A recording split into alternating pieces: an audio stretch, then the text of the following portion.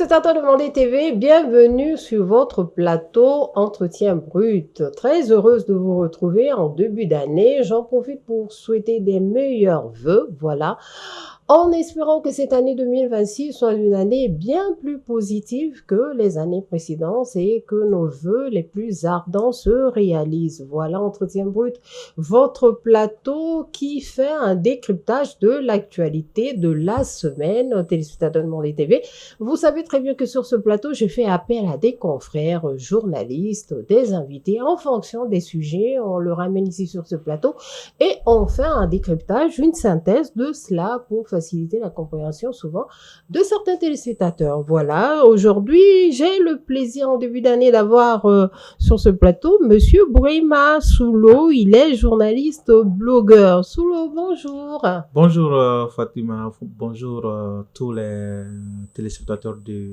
Mandé TV. Bonne heureuse année surtout. Merci beaucoup, je joins ma voix à la vôtre pour souhaiter bonne heureuse année 2026 à tous les téléspectateurs de Mandé TV, à tous les travailleurs sous votre direction de Mandé TV et que l'année soit la plus pacifique et plus sûre possible pour tous les Maliens qui ont enduré quand même durant 2025 pas mal d'épreuves. Parmi ces épreuves, on a quand même la crise énergétique, la crise du carburant, et que cette année 2026 soit la meilleure, que 2025 soit un mauvais souvenir pour nous. Deuxième invité sur ce plateau, téléspectateur de Mandé TV, il s'agit de Moussa Bilali Silibi. Il est journaliste à l'Indépendant. Moussa, bonjour. Bonjour Fatima. Ça va? Je vais très bien. Bienvenue sur ce plateau. Merci beaucoup pour l'invitation. Je suis très heureux d'être là en ce début d'année. Merci pour l'invitation. Je profite de l'occasion pour saluer l'ensemble des téléspectateurs de Mandé TV et souhaiter mes chaleureux vœux de nouvel an à l'ensemble des Maliens, que cette année soit une année de succès, de prospérité, et que, comme mon confrère l'a dit, que ça ouvre les portes d'un avenir meilleur pour notre pays qui, quand même, depuis presque plus d'une décennie, est en train de patauger dans une crise multidimensionnelle, et on souhaite vraiment que cette année, que nos autorités puissent vraiment avoir les idées, les projets qui puissent permettre aux Maliens d'avoir vraiment ce paix tant souhaité, ce bonheur et cette prospérité tant souhaitée. Bonne heureuse année, Moussa. Merci beaucoup pour ces vœux. Vraiment, on va rester optimiste. Pour l'instant, pas grand changement, on va le dire, avec cette crise énergétique qui se fait sentir dès le début. Mais voilà, on va quand même rester encore résilient les Maliens. On salue vraiment la résilience des Maliens. C'est incroyable cette force que le peuple malien peut avoir. Nos titres pour aujourd'hui, on a 3 sujets sur la table aujourd'hui. Premier, sur le discours à la nation, adressé à la nation par le président de la transition, chef de l'État, le général Assimi Goïta. Deuxième sujet, on va avoir la diplomatie entre le Mali et les États-Unis, notamment la réciprocité de la suspension de délivrance de visa entre nos deux États, voilà. Et dernier sujet, il est à l'international, il s'agit du Venezuela, notamment la capture du président vénézuélien Nicolas Maduro par les États-Unis. Premier sujet, discours à la nation, voilà, le 31 décembre au soir, les Maliens devant leurs écrans ont pu assister, en tout cas certains Maliens ou la majorité des Maliens ont pu assister au discours des vœux du chef de la transition, le général Assimi Goïta, avec nos confrères. Soulo, on va commencer par vous. Qu'est-ce que vous avez retenu de ce discours? Merci beaucoup. Comme vous l'avez dit, comme à l'accoutumée, le chef de l'État s'est adressé à la nation, s'est adressé aux Maliens à l'occasion du Nouvel An. C'est une tradition républicaine qui veut que le président, que ce soit de la transition ou de la République, fasse le bilan de l'année écoulée et annonce des nouvelles perspectives pour le pays, pour ses compatriotes, pour l'année qui s'ouvre. Donc, le président n'a pas dérogé à la règle, à la tradition. Il a effectivement fait adresser une adresse à la nation, mais aussi dans cette adresse, ce que moi je retiens, On n'a pas vu assez de bilans parce que est-ce que on a un bilan à présenter aux Maliens? Parce que quand on a vu le bilan quand même qu'il a présenté, ce n'est pas un bilan qui entre dans le cadre de l'année 2025 parce que c'est un bilan quand même plus large possible. Et ces bilans aussi, on n'a pas vu un bilan maliano-malien. On a vu un bilan AESO malien. Donc, c'est-à-dire que ce bilan est mélangé entre bilan de l'AES et bilan du Mali. Est-ce que c'est parce que il portait double casquette, parce qu'il était quand même le président sortant de la confédération de l'AES et celui du Mali, ou est-ce que c'est qui dans la rédaction du discours on a mélangé les pédales? Tout compte fait sur le plan politique, à part que il a accordé certaines audiences qu'on a vues, la dissolution des partis politiques, la tenue du DIM, dialogue intermalien, qui a abouti à la dissolution de la charte des partis politiques, suivie par la dissolution ou la suspension des activités. La rédaction plutôt de la charte. Non, la dissolution. La dissolution, oui, de l'ancienne. De l'ancienne, ok, voilà, d'accord. Qui a abouti à la dissolution des partis politiques et toutes les associations et mouvements à caractère politique. Donc, ça, c'est un bilan aussi de 2025. Maintenant, sur le plan sécuritaire, on a vu quand même la menace s'est propagée.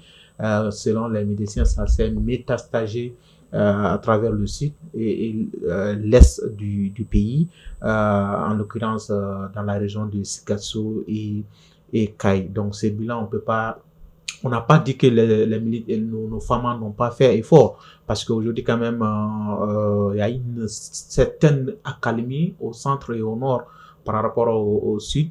Donc ça, c'est peut-être les efforts sont beaucoup plus concentrés sur ces parties que sur ces nouveaux fronts. Ça peut s'expliquer, mais je ne dis pas que c'est le cas, mais ça pourrait s'expliquer. Et sur le plan économique, quand même, l'année 2025, comme je le disais tantôt, ça a été un supplice pour les Maliens. Même si le président n'a pas reconnu à sa juste valeur la résilience des Maliens, parce que cette résilience quand même fait suite à beaucoup de facteurs économiques qui n'ont pas arrangé, qui n'ont pas amélioré le panier de la ménagère. Donc sur le plan diplomatique non plus, on n'a pas vu une grande action diplomatique à part ce qui se passe entre les pays de l'AES, ce qui pourrait réunir à l'international l'image du Mali ou la politique extérieure du Mali à l'international. Donc ça, sur ce plan aussi, on n'a pas vu le président faire un bilan diplomatique radieux pour 2025. Donc, en grosso modo, c'est un discours pour faire un discours, parce que c'est une tradition républicaine, comme j'ai dit, mais si on demandait si le président de la transition avait le choix, est-ce qu'il allait faire un discours sachant qu'il n'y avait pas grand-chose à présenter aux Maliens, parce que comme perspective, on n'en a pas vraiment senti qu'il y avait perspective. 2026 nous réservait quelque chose. Pour un rappel, pour 2025, l'année 2025 avait été consacrée comme l'année de la culture à l'occasion de Nouvel An, du discours de Nouvel An de 2024. Donc, vous voyez que 2026, culturellement parlant, 2025, j'allais dire culturellement parlant, ça a été riche avec la tenue de la Biennale et tout ce qui s'est passé comme activité culturelle. Mais 2025, on attendait aussi peut-être une annonce pareille. Mais à notre grande surprise, on a entendu consolidation des acquis du bien-être et d'autres choses. Donc le bien-être, moi c'est ces mots-là que j'ai pas trop bien compris, parce qu'on peut pas dire quand même que malgré au vu tout ce qu'on a vécu comme épreuve en 2025, que le Malien a vu le bien-être de ses yeux. Donc ça, c'est vraiment quelque chose que j'ai pas trop bien compris. Bon, c'est un discours politique, même si on peut pas parler de politique, parce qu'ils ont dit toutes les actions politiques ont été suspendues, oubliant que ce que le président fait, c'est une action politique. Donc, moi, je suis resté sur ma faim. parce que j'attendais quand même beaucoup d'annonces. Oui, il a annoncé la création ou la rédaction d'une nouvelle charte pour les partis politiques. Bon, peut-être à travers des concertations, comme on sait bien le faire sous cette transition. Mais bon, on va voir. Parce que quand même, depuis la transition, il y a beaucoup d'annonces qui n'ont pas été suivies des faits. Cette fois-ci, on va voir si ces annonces, peu qu'elles soient, peuvent apporter quelque chose pour le Mali.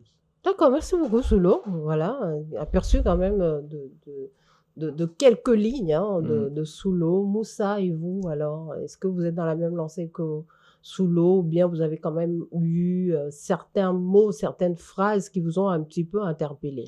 Oui, globalement, Soulo, il a brossé quand même les grandes lignes quand même du discours du président et comme il l'a dit, c'est une tradition républicaine pour le chef de l'État. Moi, dans son discours qui a quand même une durée d'une vingtaine de minutes, il a fait quand même des déclarations que j'ai retenues principalement par rapport à la concertation qui va peut-être aboutir à la rédaction de l'avant-projet de loi relatif aux partis politiques, parce qu'il faut noter que les activités politiques sont suspendues au Mali depuis 7 mois. Depuis 7 mois, et cela quand même a été un coup dur pour la démocratie malienne. Alors donc cette annonce peut-être donne espoir, mais pour autant, est-ce qu'on peut dire que les activités politiques reprendront en cette année 2026?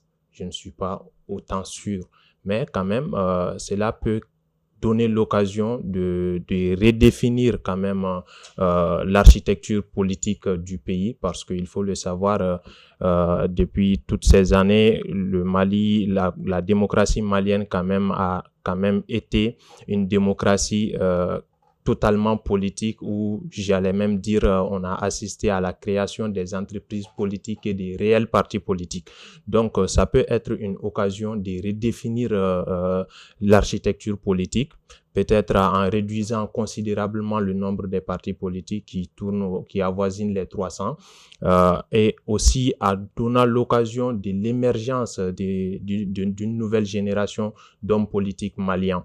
Alors donc cette annonce quand même, je l'ai appréciée à sa juste valeur, et j'espère également que des actions seront posées dans ce sens-là. Et au-delà de cela, le président de la transition, dans son discours quand même, il a indiqué que l'année 2025 a été une année d'épreuve. Une année d'épreuve et d'adversité. Une année d'épreuve, exactement, oui. Parce que honnêtement, les Maliens ont souffert en 2025. Les Maliens ont souffert de la crise énergétique. Les Maliens ont souffert de la crise du carburant qui est venu se greffer au délestage chronique. Et en ce sens, je pense que cela est, je le mets dans le panier des points négatifs de la transition. Parce qu'il faut le dire, depuis presque 3 ans, les autorités ont annoncé des mesures pour juguler la crise énergétique, notamment avec la construction des centrales solaires, telles que la centrale solaire de Safo. Mais jusque-là, quand même, le projet aurait dû prendre fin au bout d'une année. Maintenant, on est au-delà de ce délai-là, mais jusque-là, le projet n'est pas encore concrétisé. Donc, j'aurais voulu que le président annonce enfin la réalisation de ce projet-là pour l'année 2026, ce qui n'a pas été le cas. Alors donc, est-ce qu'on peut espérer que courant cette année 2026, les Maliens vont enfin avoir de l'électricité chez eux? On reste dubitatif également sur ce point-là. Mais par ailleurs, quand nous prenons la lutte contre le terrorisme, il l'a évoqué, le Mali n'a cesse renforcer son outil de défense, et ça c'est à saluer, parce que qui dit aujourd'hui, on voit comment est-ce que le monde évolue, on voit aujourd'hui l'arène géopolitique de la région. Aujourd'hui, il est important que chaque pays puisse se doter d'un outil de défense efficace, capable de faire face aux différents défis. Dans ce sens-là, le Mali a fait des efforts. Le Mali a fait des efforts, même sur le terrain quand même, on voit que la menace reste permanente. La menace reste permanente parce que on a vu que les groupes armés terroristes, par exemple, ont changé de stratégie. On est désormais dans une guerre à la fois économique et une guerre armée. Et l'État malien essaye de s'adapter à cette situation-là, avec surtout la résilience du peuple malien que le président a eu à souligner. Et ça, moi, j'ai été honnêtement surpris, impressionné par cette force de résilience des Maliens, parce que quand les attaques contre les convois d'hydrocarbures ont commencé au mois de septembre, je me suis dit que ça c'est une réelle source de révolte des Maliens. Mais les Maliens ont compris, les Maliens ont quand même fait preuve d'esprit de sacrifice, don de soi, de patience qui est à saluer. Mais pour autant, parce que, comme Soulou Bourema l'a dit, le président, il a beaucoup insisté sur la résilience des Maliens. Il a salué les Maliens pour cela. Mais est-ce qu'on peut demeurer éternellement dans cette résilience-là? Parce que qui dit résilience parle quand même des difficultés, parle des crises, alors que les Maliens veulent vraiment voir un jour nouveau, que cette crise soit enfin derrière nous. Alors pour cela, on s'attendait peut-être à l'annonce de plusieurs projets structurants sur le plan du développement, mais là, honnêtement, on n'en a pas vu beaucoup. Et par ailleurs, par rapport à la situation, au dialogue pour la paix et la réconciliation, quand même, il a employé des expressions que j'ai beaucoup retenues et que j'ai beaucoup appréciées, parce que il dit que la guerre asymétrique est difficile. En même temps, il n'y a pas de développement, il n'y a pas de progrès sans paix. Il n'y a pas de développement durable sans paix. Donc là, je trouve que le président, il est conscient quand même de l'enjeu. Mais il ne faut pas aussi oublier que c'est vice-versa, hein. Vice-versa. Tant qu'il n'y a pas aussi de développement, il n'y a pas de paix. Tout à fait. Donc, du coup, j'aimerais surtout insister sur le point du dialogue. Parce que on pense qu'on peut parvenir à cette paix peut-être uniquement par les armes, ce qui n'est pas le cas. Il faut les deux. Oui, il faut renforcer l'outil de défense, mais aussi il faut aller vers le dialogue. Et le président, il a quand même annoncé cette couleur à travers notamment la rédaction de la charte pour la paix et la réconciliation, qui quand même a été réalisée au cours de l'année. Et maintenant, comment amener ceux qui sont aujourd'hui, qui font dos à l'État, comment les amener autour de la table? Alors donc, il faut avoir quand même des points de consensus, même si moi, à mon avis, je n'en vois pas trop, parce que ça soit le FLA, que ça soit le JINIM de Diad Agali, que ça soit l'État islamique aujourd'hui, moi, je trouve que ils ne sont pas dans une dynamique d'ouvrir le dialogue avec l'État malien. Donc, c'est maintenant aux autorités quand même de créer les conditions de confiance, de créer les conditions pour pouvoir quand même trouver un consensus avec l'ensemble des acteurs, que ça soit même également des hommes politiques qui aujourd'hui sont dans un mutisme quand même qui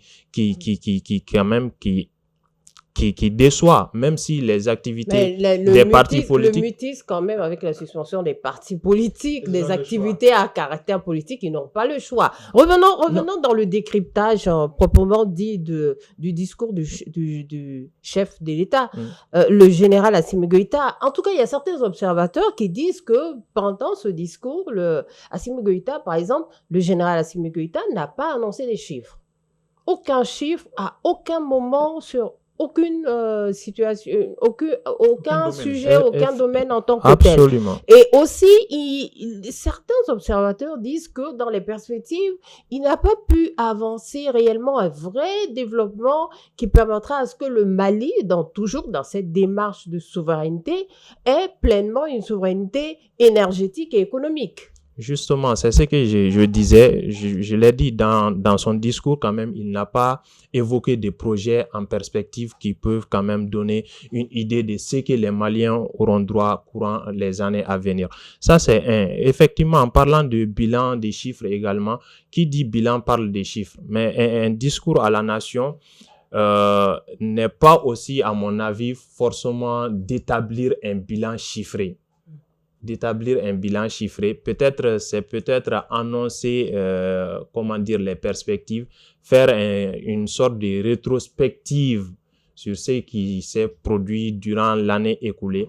Mais un bilan détaillé avec des chiffres, cela aurait pu quand même donner une dimension de lecture plus concrète aux Maliens, ce qui n'a pas été effectivement le cas. Et aussi avoir une idée sur le cap que le pays va prendre.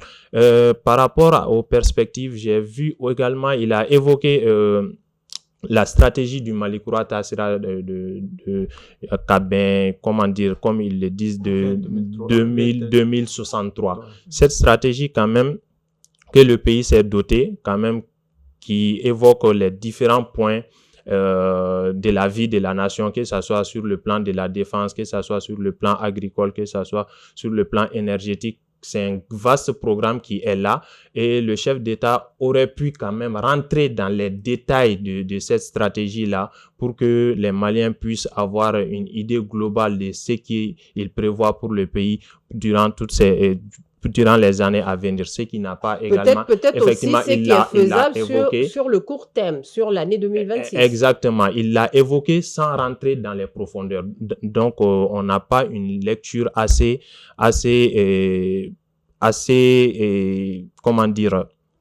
on n'a pas une lecture justement assez précise de cette stratégie-là. Donc, on peut dire grosso modo que son discours quand même a évoquer plusieurs aspects, plusieurs segments de la vie de la nation sans rentrer quand même dans les détails. D'accord, merci beaucoup. En parlant des chiffres quand même, il y a des observateurs qui disent que mais on est en guerre, il y a des déplacés internes du Mali et tout. Le président en faisant un discours n'a même pas prononcé des mots envers les déplacés. On n'a pas eu des mots en tant que tel. En tout cas, selon certains observateurs, pour au moins rassurer ces populations qui se sont déplacées des zones de conflit vers des zones un peu plus rassurées. Et peut-être que en donnant des chiffres au moins à ce niveau pour dire qu'il y en a qui sont quand même revenus dans leur zone d'habitation initiale et en construction d'infrastructures en tant que telles. On sait que l'année dernière, lors des discours du chef de l'État, il y avait des annonces sur les infrastructures routières, notamment avec des chiffres, hein, je crois bien. Exactement. Mais cette année, on n'a pas eu de chiffres sur cela. Exactement, parce que les chiffres, c'est pas anodin hein, quand on fait un discours à la nation, mais surtout dans les bilans. Dans les bilans, il faudrait dire on a réalisé tant de nombre d'infrastructures, que ce soit scolaires, hospitalières ou même d'ordre administratif. Mais aussi annoncer, quand on annonce des perspectives, de dire, comme ils ont fait avec l'année 2025 avec la construction des centrales, parce qu'ils avaient donné là des chiffres. Donc ça, c'était des chiffres, au moins 3 à 4 centrales photovoltaïques avec Chafo, Sanakoroba, Tchagadougou, tout ça. Donc ça, c'est des chiffres qu'on a donnés, même si c'est peu. Et comme Moussa l'a dit, c'est peu, mais on ne voit pas jusqu'à présent à l'issue de ces 3 projets-là. Maintenant, en perspective, dans un discours à la nation, effectivement, on attendait à quand même, comme vous l'avez dit, un mot touché aux populations déplacées et leur donner de l'espoir que 2026, l'État fera tout pour leur retour dans leur zone d'habitation d'origine. Et ça, est-ce que le président lui-même n'est pas confiant, qu'il n'est pas optimiste que ça ne sera pas fait en 2026? Donc, si c'est ça, que soit, il reste très mesuré aussi, oui, hein, ça peut être ça. Bon, quand on est chef d'État, on est très, on assure. Donc, quand on assure, nous-mêmes, il faut que lui-même, il est assuré, il est rassurant. Quand on voit son visage, par exemple, même la posture, la tenue du fait comment il se tient, comment il prononce les discours. Est-ce qu'il le prononce avec assurance? Est-ce qu'il prononce le discours avec pessimisme, avec optimisme? Tout ça, ça compte aux yeux de ceux-là qui analysent un discours politique. Parce que le discours politique, il y a aussi des analyses des discours politiques. surtout seulement avec quand tout ce qui est visible, c'est-à-dire est-ce que sa mine, c'est une mine qui est serrée, est-ce que c'est une mine relaxante, c'est comment le président se tient devant les peuples, devant ses concitoyens, devant ses compatriotes pour parler. Tout ça, ça donne soit de l'espoir, soit mesurer la gravité de l'instant. C'est pourquoi quand on fait un discours à la nation, c'est un instant solennel, mais aussi c'est un instant d'emprunt, de joie, d'optimisme. Donc il faut donner de l'optimisme, même si au fond de nous-mêmes, au fond du président lui-même n'est pas très sûr que ça peut se réaliser, mais il faut donner de l'espoir.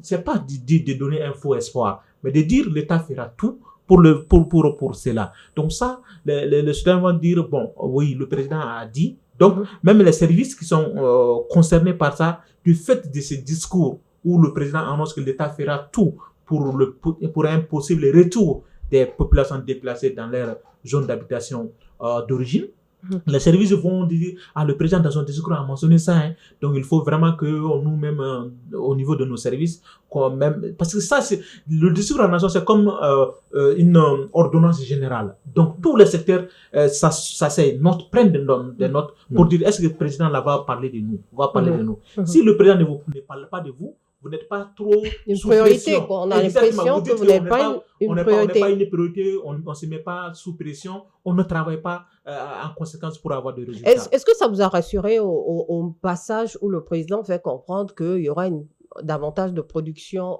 locale, malienne en tout cas, le Made in Mali? Oui, Made in Mali, mais c'est avec des ressources, on le fait. On ne le fait pas dans ça vous a rassuré quand même ou pas?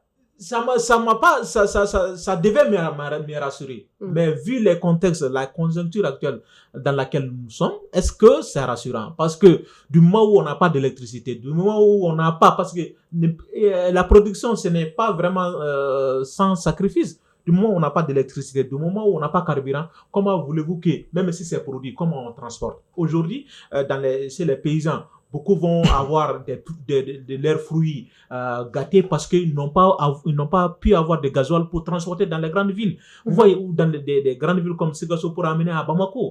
Donc, tout ça, ce sont des coûts pour les populations. Donc, est-ce que les populations qui se disent pour avoir du carburant, c'est un problème, pour avoir de l'électricité, c'est un problème, comment ils vont produire? Le président peut le dire. Comme je dis, c'est un bon signe en la matière, en soi. C'est un bon signe en soi. Et le ministère en charge de l'agriculture va prendre toutes les mesures possibles pour que cela soit. Mais est-ce que sur le terrain, est-ce que c'est faisable en tant que journaliste, en tant qu'observateur du terrain? Bon, moi, pour l'instant, les signaux ça me laisse perplexe quant à la faisabilité des choses. Mais quand même, c'est mieux de les annoncer que de ne pas le faire, comme il l'a fait avec la production locale. Pourquoi ne pas annoncer le retour des déplacés? Pourquoi ne pas toucher un mot à leur endroit? Pourquoi dire que 2027, oui, on a assez maintenant acheté des matériels, on va essayer de faire un maillage sécuritaire global. On en avait parlé.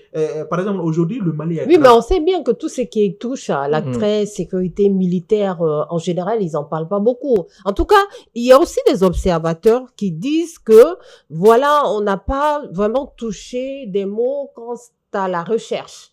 Les chercheurs ont été un peu oubliés. Notamment les progrès technologiques, pas un mot là-dessus. Ensuite, les services administratifs, on sait bien que ça aussi, c'est un grand chantier de gestion, de gouvernance de nos autorités. Pas de mots sur est-ce que les services administratifs vont être davantage renforcés, améliorer une refondation. On sait quelques travaux qui sont faits là-dessus. Moi, les citoyens, peut-être, en tout cas, au vu de ce que certains observateurs disent, qu'il aurait été bien que le général Assimi Goïta en parle. Et que le général Assimi Goïta, encore toujours dans son discours, n'a pas parlé à une seule phrase en disant que notre pays va réellement renforcer ses capacités, faire en sorte que le Mali soit davantage un pays où on peut investir. Ne serait-ce que l'investissement fait par la diaspora malienne seulement aurait été déjà quelque chose de conséquent et peut-être ça aurait été un message fort à l'endroit de la diaspora. Votre avis par rapport à ces observateurs qui ont un peu pointé du doigt ces zones qu'ils trouvent un petit peu sombres? Justement, je crois c'est en plus de ces aspects que vous venez d'évoquer, je crois le président il aurait également pu toucher l'aspect sportif du Mali, ce qui n'a pas également été le cas dans un contexte d'organisation de la Coupe d'Afrique des Nations. Également sur le plan par rapport à l'administration, à la gestion administrative du pays. C'est vrai, il avait pris des initiatives, notamment la digitalisation de l'administration. Maintenant, ça aurait été l'occasion quand même de faire un bilan, de dire cette digitalisation, ça a permis quoi et quoi dans l'administration malienne, qu'est-ce qui a été quand même comme valeur ajoutée dans la gestion administrative du pays, ce qui n'a pas effectivement été le cas. Et il aurait également pu donner d'autres les perspectives par rapport au renforcement de l'administration qui, on le sait, le Mali, quand même, la gestion administrative est truffée de beaucoup de difficultés, beaucoup de problèmes, notamment la corruption. Et là encore, le chef de l'État, même s'il a annoncé que la lutte contre la corruption demeure un cap que le pays va maintenir à travers les différents mécanismes, notamment la structure qui est chargée quand même du recouvrement à chaque fois des biens de l'État qui seront au volet. Voilà.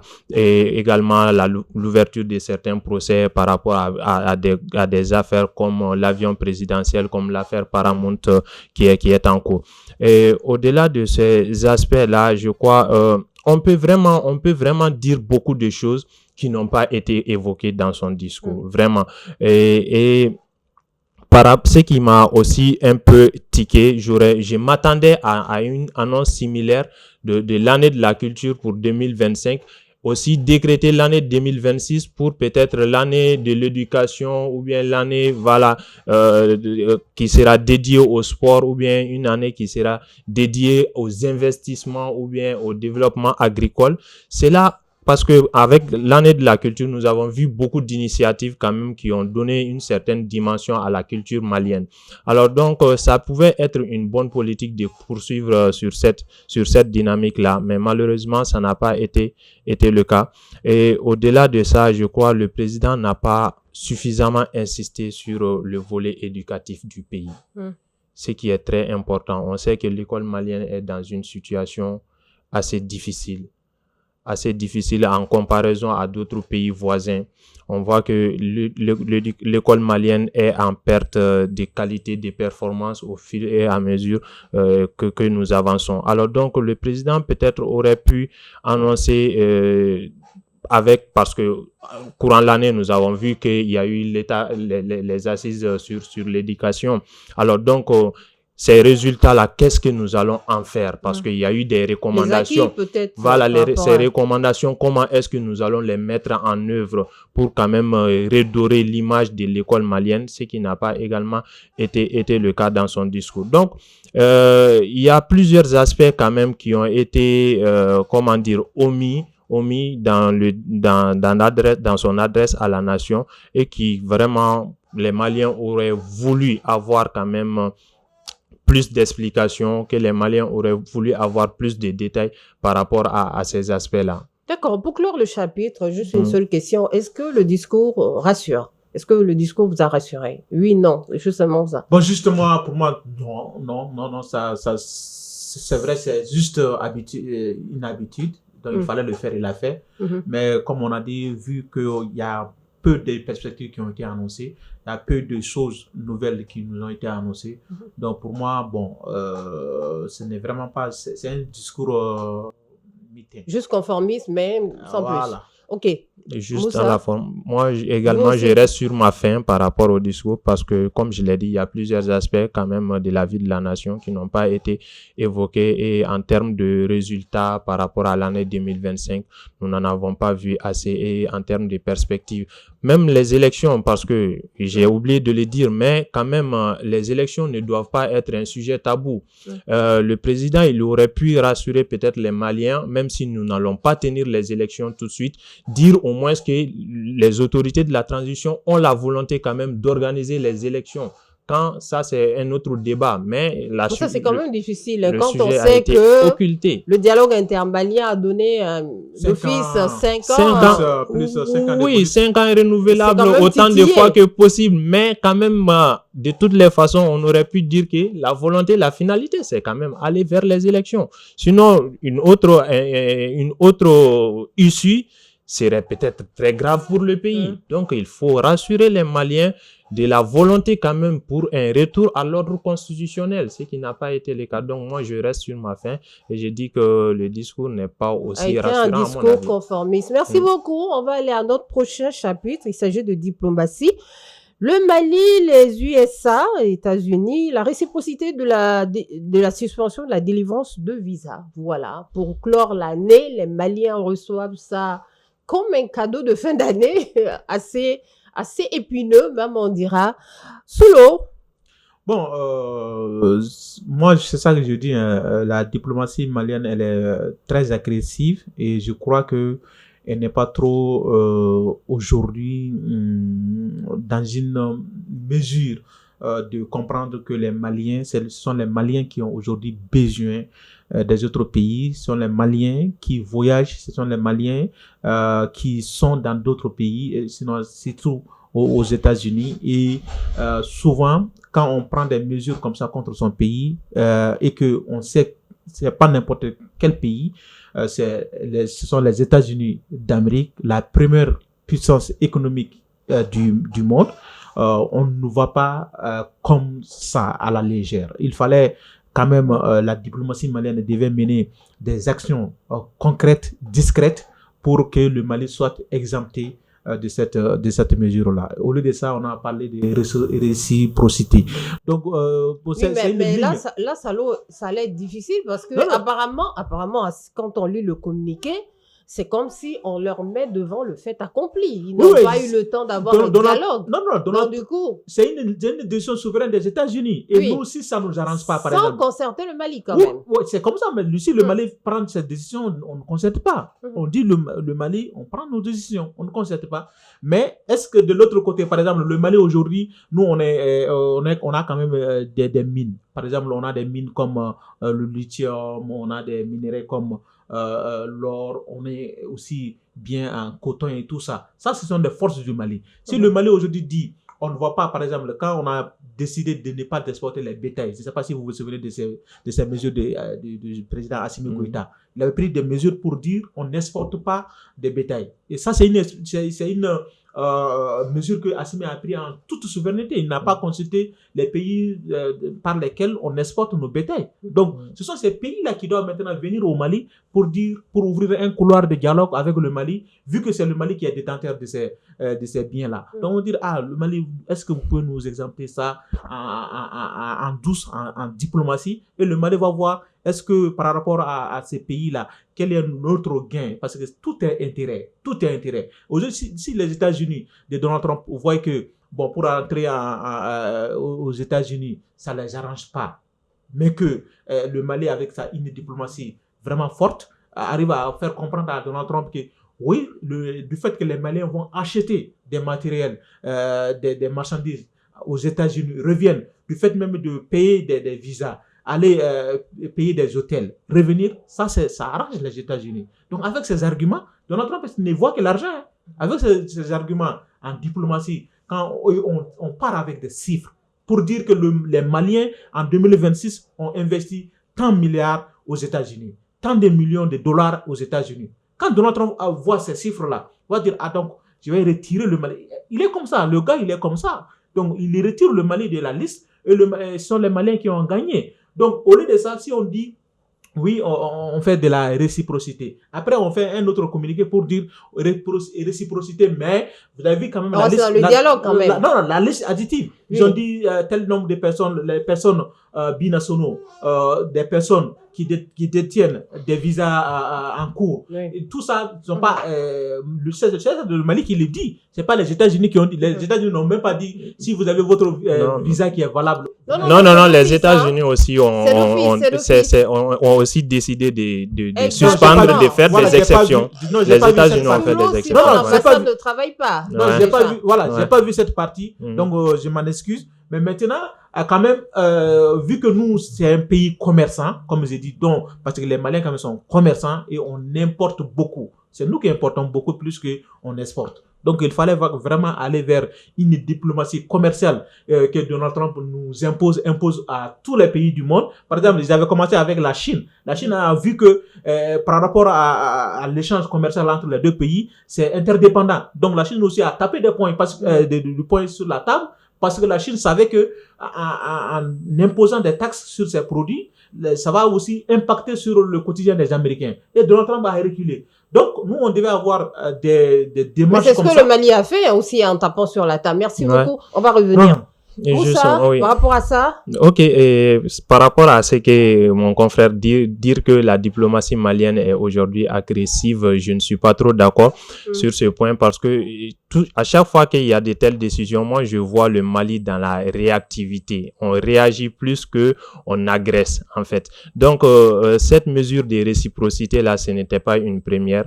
On a vu quelques mois avant les États-Unis, au mois d'octobre, les États-Unis avaient également défini certains critères pour l'obtention de leur visa en mettant quand même certains montants sur la table. Et le Mali a fait également pareil. Donc, et par la suite, nous avons vu que les États-Unis étaient revenus sur la décision. Alors donc, il faut quand même noter que cette mesure-là ne vise pas que le Mali. Cette décision de suspendre la délivrance des visas, ça concerne 39 pays plus l'État de Palestine. Alors donc en Afrique de l'Ouest également, il y a des pays comme le Sénégal qui est concerné, comme le Burkina qui est concerné et le Mali.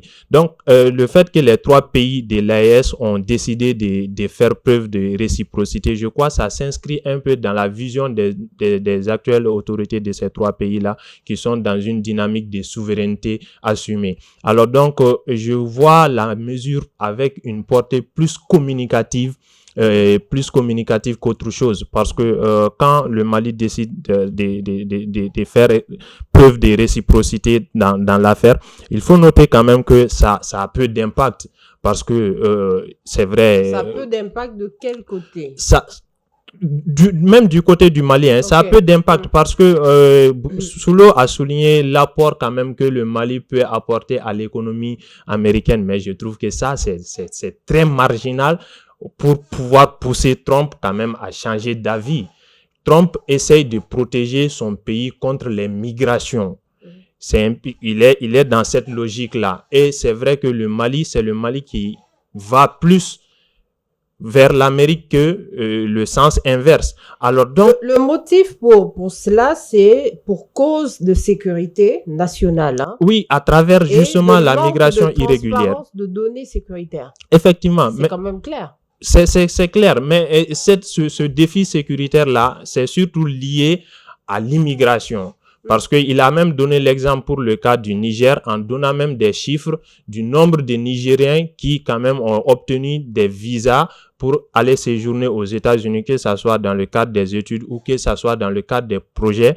Et leur visa est déjà expiré, mais qui demeure quand même aux États-Unis. Donc, Trump pense que ça, c'est une source d'insécurité, que ça soit le Niger, que ça soit d'autres pays. Alors donc, si le Mali décide d'appliquer la réciprocité dans cette affaire, je crois à un moment donné, les pays africains aussi doivent s'assumer. Cela n'empêche pas la collaboration. Donc, le Mali était en droit légitime carrément de faire cette Moi, je trouve carrément. Je trouve carrément que le pays était en droit parce que à un moment donné, on est dans un monde des rapports de force, il faut le dire. Et les plus faibles sont très généralement consommés par les plus forts. Donc aujourd'hui, le Mali, avec ses relations qu'il ne cesse de renforcer avec des pays comme la Russie, comme la Chine, comme la Turquie, je pense que tout ce que on peut obtenir des États-Unis, on peut l'obtenir aussi avec d'autres partenaires. Donc, mais il faut savoir se faire respecter à un moment donné. Et je pense que la décision là s'inscrit dans ce sens et je vois pas trop d'impact que cela peut avoir sur le Mali, le fait d'appliquer la réciprocité. Parce que c'est le côté américain qui est difficile. Tant que les Américains maintiennent cette décision, c'est difficile parce que nos étudiants n'auront pas l'occasion d'aller nos zones d'affaires, juste nos zones. Mais par rapport, mais le fait, et si le Mali n'avait pas appliqué la réciprocité, qu'est-ce que ça allait changer? Non, on pourrait engager, c'est ce que j'ai dit, on pourrait engager des discussions, des dialogues, c'est ça que j'ai dit. Par exemple, vous, tout ce que vous la réciprocité n'empêche pas le dialogue. Il va développer. Oui, ça n'empêche pas le dialogue. Tout ce que vous venez de dire, par exemple, du côté des recherches, il y a des échanges quand même entre le Mali et certains pays, dont les États-Unis, dans le cadre des recherches scientifiques. Et bien ça, c'est le Mali quand même qui sort gagnant de cette expérience. Oui, mais ça n'affecte pas, hein, parce que même quand on lit bien le communiqué, il y a des exceptions. Les catégories, il y a des exceptions. Et notamment, il y a la précision sur les intérêts du Mali. Oui. Voilà, ce que je veux dire là. Par exemple, pour les cas de visa, très généralement, vous allez trouver que ce sont des Maliens. Mais très généralement, ce sont des Maliens qui ne demandent pas de visa depuis Bamako. Ça aussi, il faut le dire. Il y a certains Maliens qui sont en France, ou qui sont au Canada, ou qui sont aux États-Unis, enfin, comment dire, au Japon, en Chine, qui partent aux États-Unis et revenir. Et ils sont là, ils sont engagés en tant que Maliens, mais ils ne demandent pas depuis Bamako. Donc, c'est ça que moi je veux dire. Ce que je veux dire, c'est juste que il faudrait que c'est nous qui perdons. Moi, à mon sens, c'est nous qui perdons. Donc, parce que, quand même, nos commerçants qui quittent Bamako, qui demandent le visa depuis Bamako, si on leur dit, bon, pour les raisons de sécurité, pour les raisons de migration, et les migrations, très généralement, les migrants ne demandent pas de visa. Ils entrent dans les pays très généralement illégalement. C'est après avoir passé quelques temps qu'ils demandent à se régulariser. Mais attention, il y a la migration irrégulière également. À se régulariser. Donc, là, ceux qui vont pour aller, la migration régulière, ici, toutes les informations sont données ici depuis l'ambassade. Si les États-Unis estiment qu'ils n'ont pas toutes les informations sur les individus, pourquoi ils donnent des visas? C'est ça aussi. Justement, c'est pour ça qu'il y a c'est pourquoi moi j'ai dit que il faut que diplomatiquement notre pays soit en avant-garde pour pouvoir mesurer les intérêts du Parce qu'aujourd'hui, quand on a vu le contre-communiqué sur les intérêts du Mali, certains ont vu, oui, parce que certains membres du gouvernement ont de leurs enfants aux États-Unis. Ils n'ont pas vu l'intérêt du peuple. Donc, c'est pourquoi j'ai dit, si on négociait, au lieu de prendre la réciprocité, si on négociait, les États-Unis retirent beaucoup de pays dans leur liste, comme par exemple le cas de visa payant là. De 10 000 francs de caution. 10 000 dollars. Voilà, 10 000 dollars de caution. En octobre. Mais parce attendez, je veux quand même vous rassurer que pas plus tard qu'en juillet 2025, notamment lors de la fête nationale américaine, notre ministre des Affaires étrangères, en compagnie de l'ambassadrice américaine, avait dit que le Mali va davantage développer une coopération commerciale. Donc, ça veut dire que tout ce qui concerne le commerce, les échanges et tout sont quand même assez rassurés. Et attendons de voir, peut-être, faut pas sûrement mettre la charrue avant les bœufs. C'est encore frais. Il faut communiquer. C'est encore frais tout ça. On va essayer de voir dans les semaines à venir comment réellement ça va être impacté. Effectivement. Mais quelque part, la question que j'ai envie de vous poser, c'est de savoir qu'est-ce que notre diplomatie doit faire?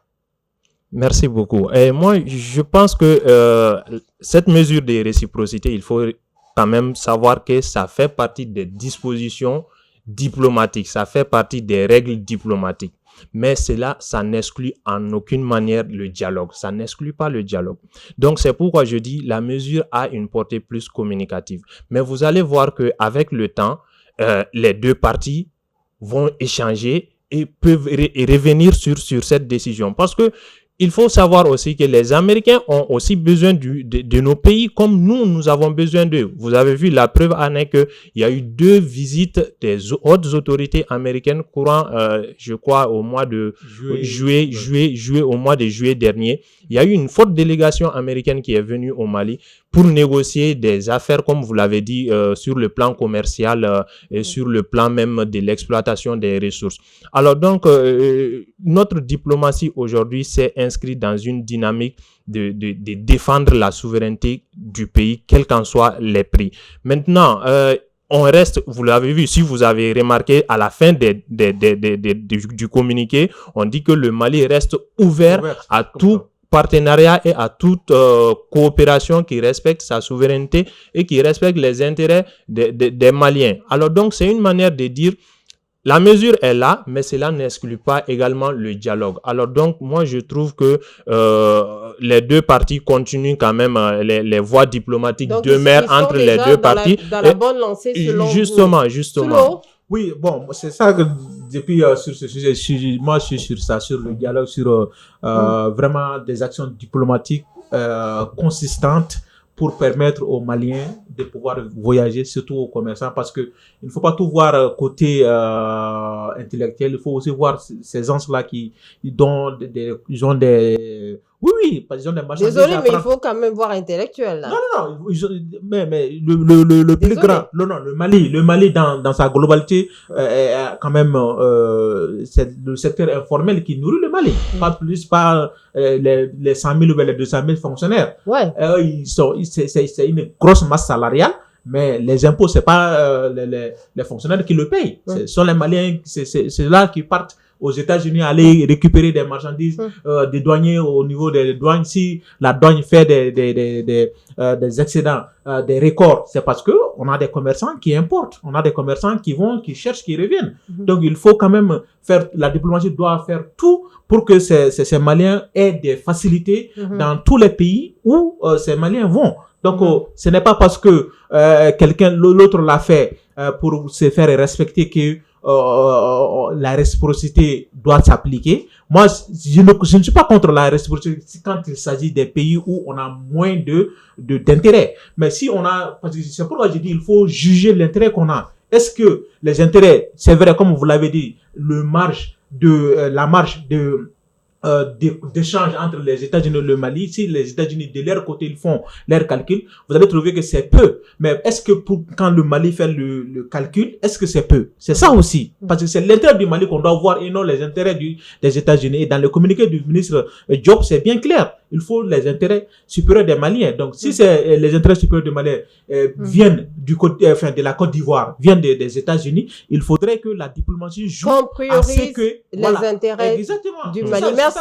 Merci Mm. beaucoup. Je ne crains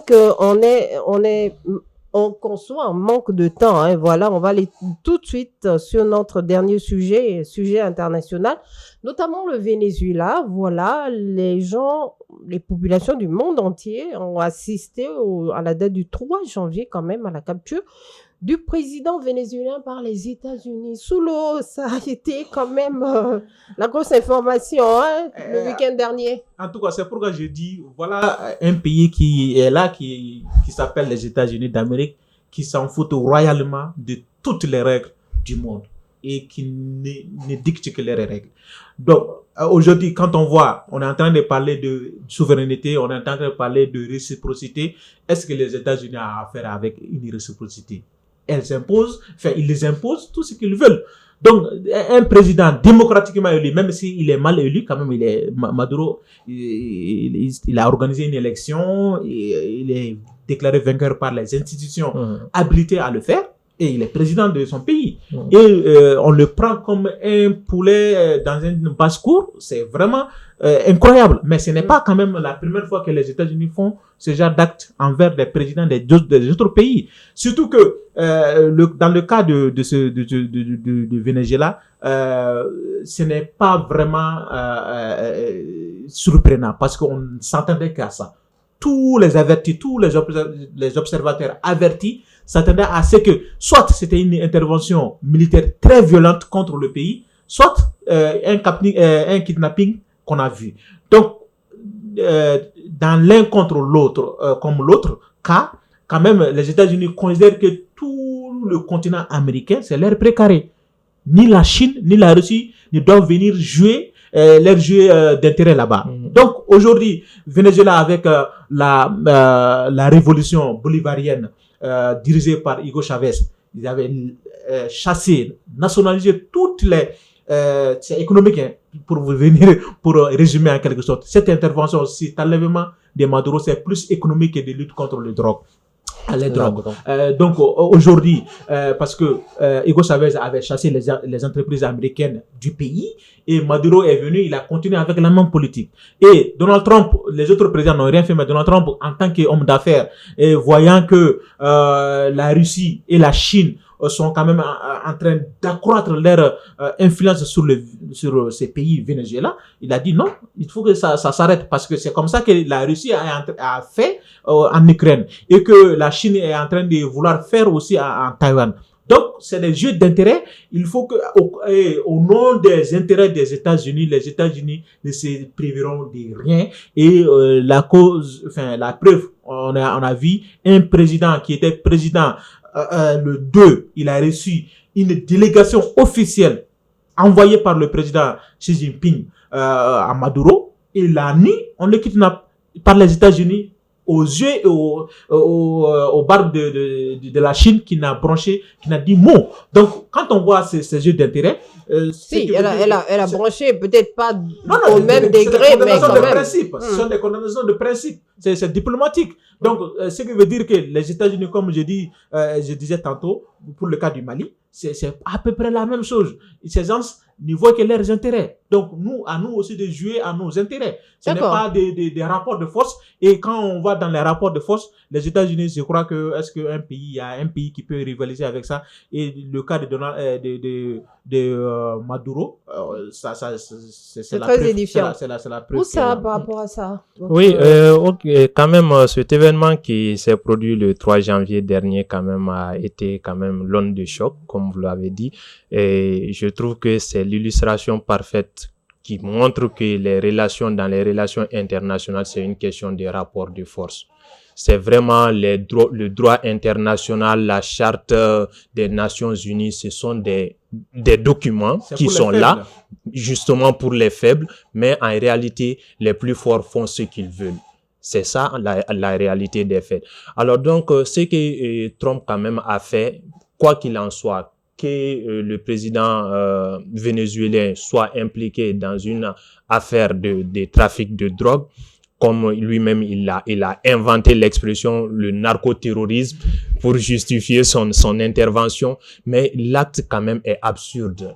L'acte est absurde et j'ai bien peur que ça ne soit quand même une sorte d'ouvrir la boîte de Pandore, parce que en fait il y a d'autres pays qui sont tentés de faire pareil, comme il l'a dit. La Russie aujourd'hui, quand même, qui est en guerre contre l'Ukraine. Aujourd'hui, si la Russie parvient quand même à mettre la main sur le président ukrainien, alors qui sera là pour rappeler à l'ordre?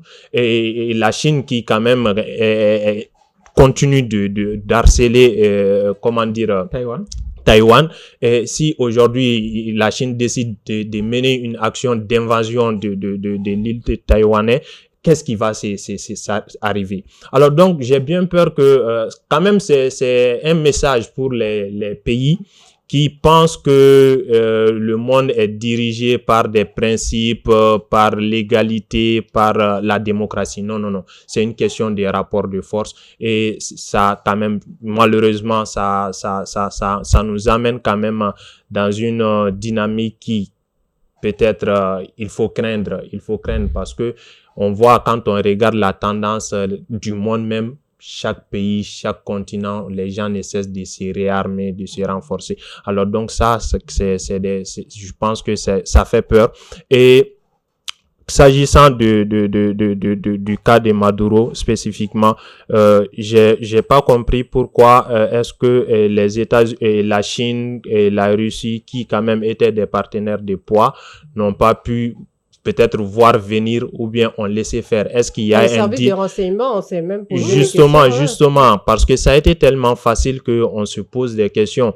Alors donc, ou bien peut-être il y a eu une sorte de deal entre ces acteurs-là, parce que chacun a ses intérêts. Bon, on te laisse prendre le Venezuela comme tu veux, mais maintenant tu me laisses gérer l'Ukraine comme je veux, tu me laisses gérer Taïwan comme je veux. Ce n'est pas à exclure en fait. Il se peut qu'il y a eu une sorte de deal entre ces acteurs-là. Mais ce que je trouve également déplorable, parce que quand on a vu l'intervention américaine au Venezuela, ça a été peut-être salué par certains chefs d'État européens. Notamment, par exemple, le président Macron a dit que le Venezuela vient d'être débarrassé d'une dictature et que le peuple vénézuélien devrait s'en réjouir.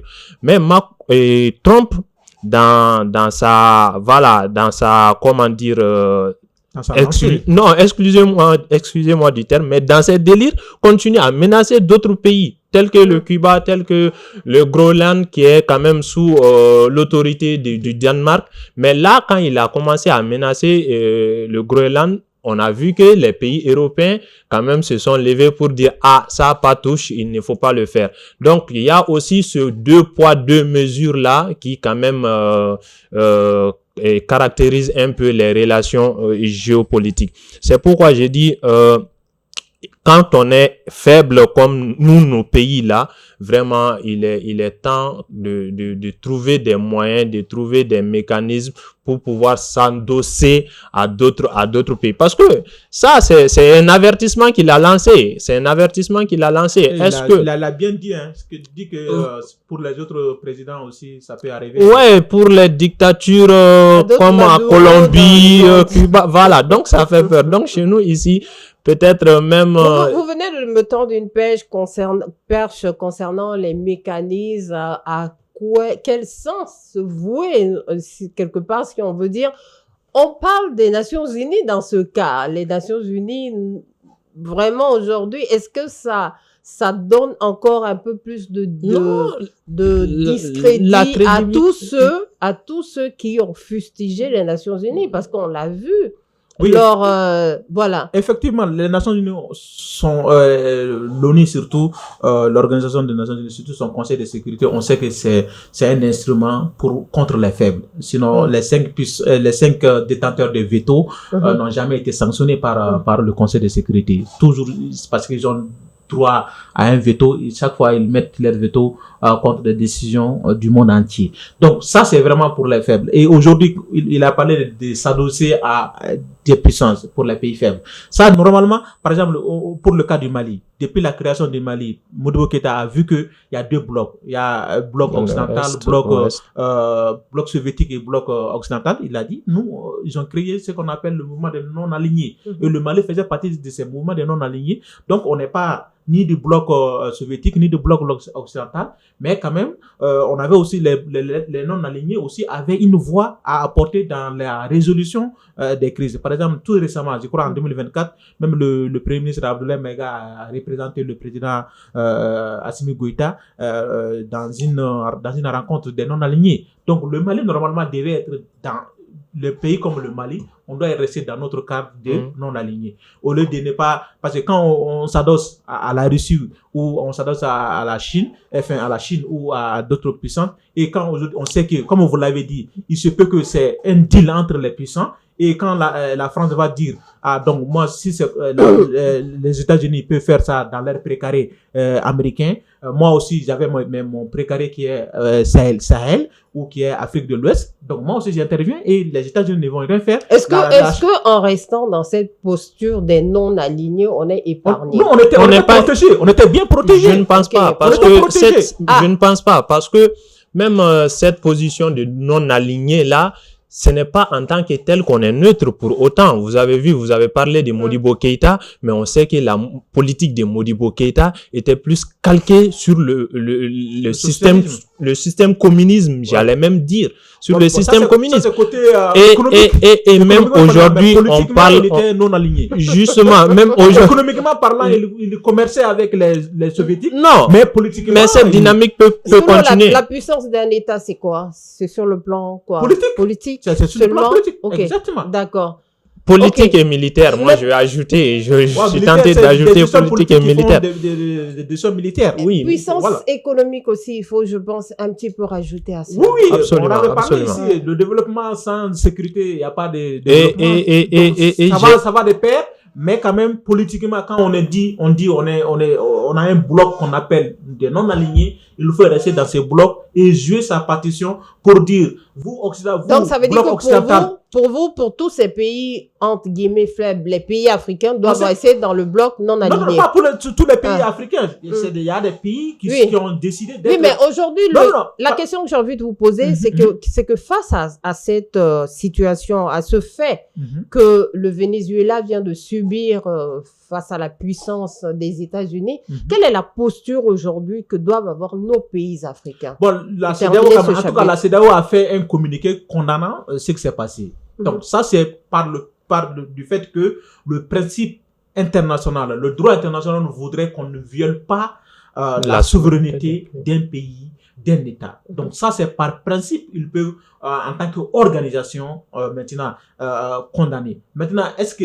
bilatéralement, individuellement, chaque pays va faire un communiqué pour dire ce que les États-Unis ont fait, ça viole, comme je l'ai dit, ce n'est pas la première fois. Les États-Unis ont pris Saddam Hussein, les États-Unis ont pris un président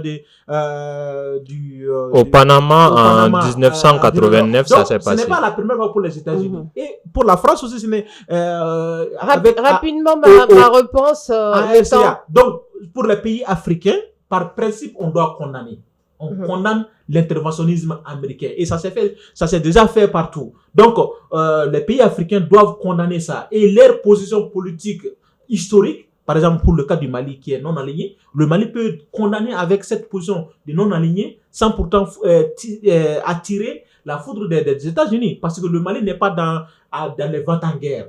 Ça, c'est la position officielle du Mali dans le non-aligné. Parce qu'on sait que le bloc occidental, c'est des bellicistes. On sait que le bloc soviétique, c'est des ventes en guerre. Donc, on a choisi le bloc au juste milieu pour concilier les deux positions. C'est compris. Donc, il faut aller rester dans cette Moi, je dirais tout simplement que les États africains doivent se mettre ensemble. Doivent se mettre ensemble pour développer des stratégies pour faire enfin de ce continent une puissance vraiment à part entière qui peut s'asseoir à la même table que ces autres puissances.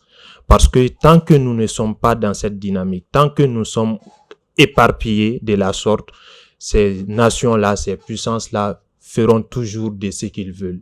Feront toujours ce qu'ils veulent, gouverneront toujours de manière à ce que nous serons restés dans cette position de faiblesse. Alors donc, nos institutions comme la CEDEAO, comme l'Union africaine, aujourd'hui doivent travailler pour que l'intégration africaine soit une réalité. Que ça soit sur le plan militaire, que ça soit sur le plan du développement. Parce que l'Afrique a pratiquement tous les atouts pour pouvoir quand même se développer et être une véritable puissance. On a vu la Chine, comment la Chine a décollé. Mais pourquoi pas nous?